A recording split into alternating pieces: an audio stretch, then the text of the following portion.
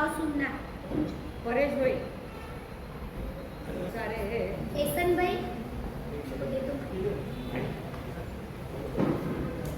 श्री सुमतीनाथ दादा के चरणों में कोटि बंदर यहाँ रामदास जो आए हैं साथी मतलब परम पूज्य राष्ट्रपति जी महाराज साहब, परम पूज्य विजय कृष्ण जी महाराज साहब, परम पूज्य आचार्य कृष्ण जी महाराज साहब आदि 8 थाने को कोटि बंदर आदि 11 में से 12 8 आप 8 बोले। अच्छा देखो क्या टैलेंट है ये रामदास पे, इतना टैलेंट मेरे में भी नहीं है। बहुत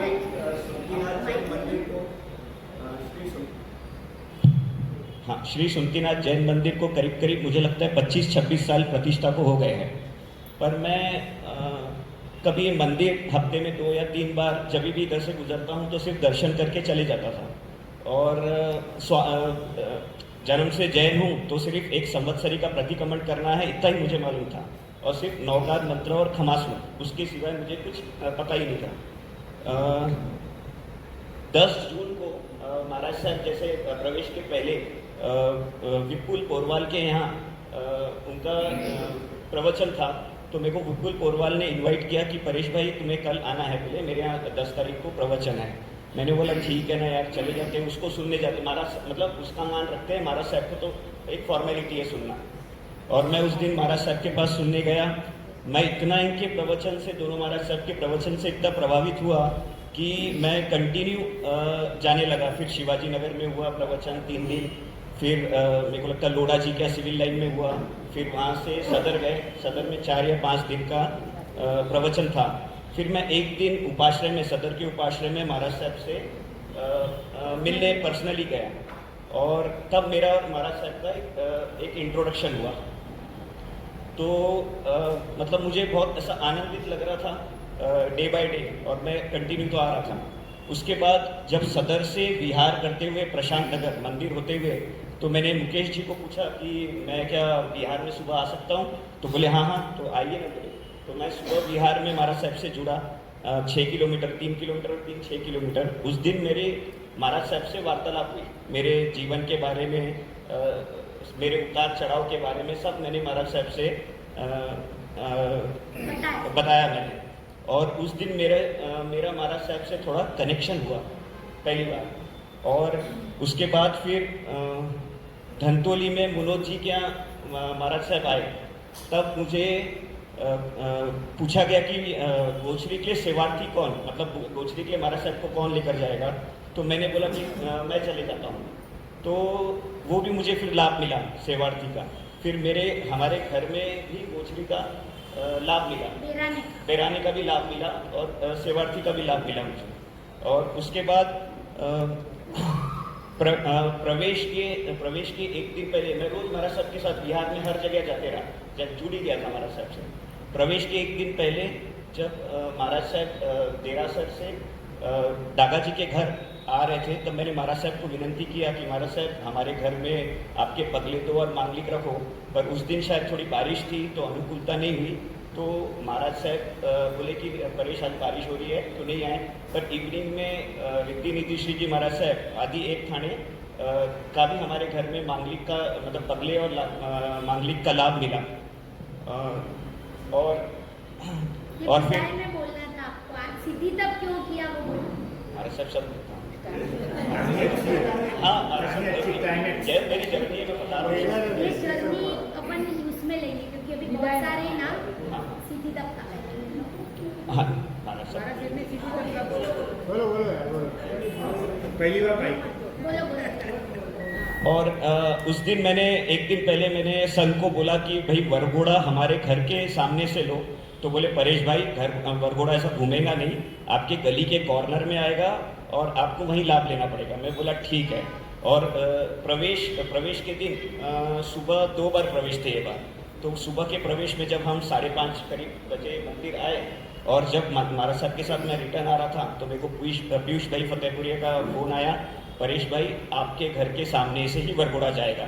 मुझे ये भी लाभ मिला। फिर हमारे घर से पूरा संघ गया मतलब महाराज साहब के साथ। भाव बहुत अच्छे थे हमारा सब। हाँ। 4 बार 5 बार बोला, उसके जो भाव थे ना, इसके जो आंसू थे ना। अब आता हूँ सिद्धि तप के तरफ। कभी जिंदगी में एकासना व्यासना नहीं किया हूँ, कभी 24 भी नहीं किया हूँ, कभी नौकासी का पचकान नहीं लिया हूँ। और महाराज साहब हमेशा बोलते आ रहे हैं कि सिद्धि तप करना है, सिद्धि तप करना है। मैंने दोनों महाराज साहब को पूछा, महाराज साहब ठीक है सिद्धि तप, और सिद्धि तप है क्या ये तो बताओ।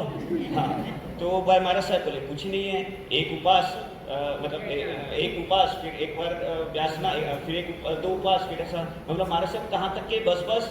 तो बोले महाराज साहब कुछ नहीं, 8 तक के ही करना है। मैंने बोला महाराज साहब मुझे अगर 2 घंटा भी अगर डिले हो गया तो मैं मेरा पित्त चढ़ आता है और सर पकड़ लेता है, मैं कर ही नहीं सकता। तो बोले महाराज साहब बोले कि नहीं करना है। उन्होंने जिस दिन डिक्लेयर कर रहे थे उस दिन मेरे को इशारा कर दिए, मैं खड़ा हो गया कि हाँ। और मैंने बोला महाराज साहब एक करूँगा, मैं स्टार्ट करके देखता हूँ। और वो स्टार्ट आज अभी तक के यहाँ तक के पहुँच गया हूँ और एकदम आनंद से पहुँचा हूँ। और सिद्धि तप करते करते क्रिया के लिए आना, फिर निखिल भाई खूना ने मुझे पूजा करना सिखाया।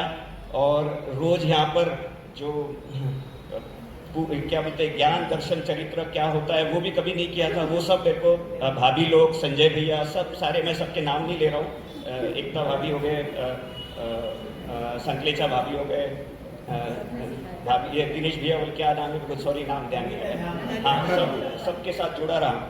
और सब एक, और तब का मान देखो, जो मैंने 25 साल से संघ में किसी को जाना नहीं, वो सिर्फ मैं 2 महीने में इतने लोगों को पहचानने लग गया हूँ। ये तब का मान है। हर एक पर्सन, पीयूष भाई से लेकर तो सभी, विकास भाई, सभी बोलते हैं कि कुछ भी कार की व्यवस्था रही, कुछ भी रही, कभी भी बेहिचक बोल देना। मैंने बोला ये आपने बोल दिया, यही मेरे लिए बहुत बड़ी बात है।